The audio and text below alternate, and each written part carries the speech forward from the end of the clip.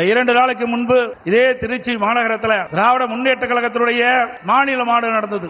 அந்த மாநாட்டில் நம்முடைய கூட்டணி பற்றி இன்றைய முதலமைச்சர் விமர்சனம் செய்தார். திரு ஸ்டாலின் அவர்களே, அனைத்து இந்திய அண்ணா திராவிட முன்னேற்ற கழகம் தேசிய ஜனநாயக கூட்டணி இணைந்து அற்புதமான கூட்டணியை தமிழகத்திலே அமைந்திருக்கின்றது.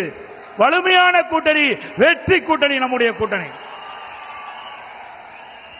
உங்களுடைய கூட்டணி பல்வேறு பிரச்சனைக்கு இடையிலும் பல்வேறு வார்த்தை போர்களுக்கு இடையில்தான் இப்பொழுது காங்கிரசும் திமுகவும் இன்றைக்கு கூட்டணி அமைந்திருக்கின்றன.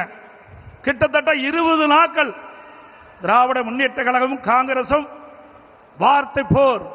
பத்திரிகையில் ஊடகத்தில் வருகின்ற செய்திகள், காங்கிரஸ் திராவிட முன்னேற்ற கழகத்தில் ஆட்சியிலே பங்கு கூடுதல் இட வேண்டும் என்று தினந்தோறும் அறிக்கை, பல்வேறு விமர்சனங்கள், அத்தனையும் தாண்டி கெஞ்சி காங்கிரசுக்கு அடிமையாகி காங்கிரசோடு கூட்டணி வைத்திருக்கிறீர்கள்.